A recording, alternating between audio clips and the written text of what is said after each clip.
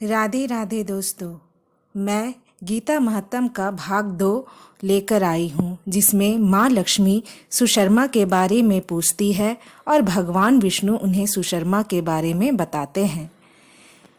माँ लक्ष्मी ने पूछा, देव, सुशर्मा कौन था, किस जाति का था और किस कारण से उसकी मुक्ति हुई? श्री भगवान बोले, प्रिय, सुशर्मा बड़ी खोटी बुद्धि का मनुष्य था। उसका जन्म वैदिक ज्ञान से शून्य एवं क्रूरतापूर्वक कर्म करने वाला ब्राह्मण के कुल में हुआ था। वह न ध्यान करता, न जप, न होम करता, न अतिथियों का सत्कार, हल जोतता और पत्ते बेचकर जीविका चलाता था। इस प्रकार उसने अपने जीवन काल का दीर्घ काल व्यतीत कर दिया। एक दिन मूढ़ बुद्धि सुशर्मा पत्ते लेने के लिए किसी ऋषि की वाटिका में घूम रहा था। इसी बीच में काल रूपी धारी काले सांप ने उसे डस लिया। सुशर्मा की मृत्यु हो गई। तदंतर वह अनेक नरकों में वहां की यातनाएं भोगकर मृत्यु लोक में लौट आया और वहां बोझ ढोने वाला बैल हुआ। उस समय किसी अपाहिज ने अपने जीवन को आराम से व्यतीत करने के लिए उसे खरीद लिया।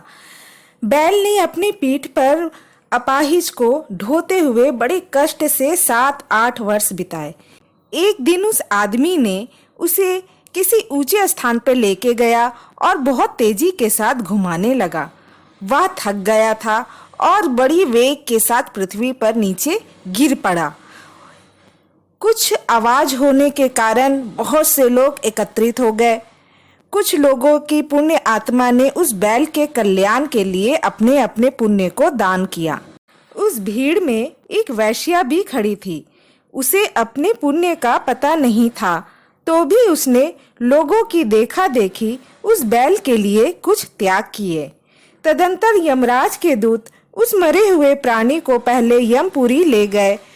वहां यह विचार किया कि यह वैश्या के दिए हुए पुण्य से पुण्यवान हो गया है, उसे छोड़ दिया गया। फिर वह भूलोक में आकर उत्तम कुल और शील वाले ब्राह्मणों के घर में उत्पन्न हुआ। उस समय भी उसे अपने पूर्व जन्म की बातों का स्मरण बना रहा।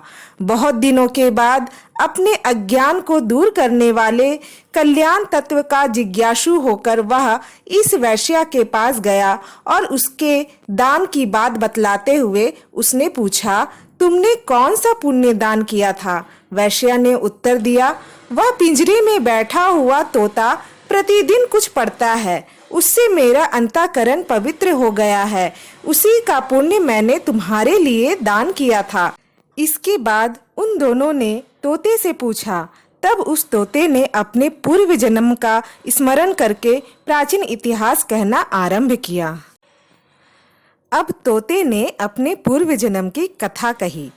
तोते की पूर्व जन्म की कथा का वर्णन मैं अगले भाग में रखूंगी। इसके लिए आप मेरे चैनल को सब्सक्राइब करें और बेल नोटिफिकेशन को ऑन रखें, जिससे अगले भाग के महत्तम का आप आनंद ले सके। राधे राधे।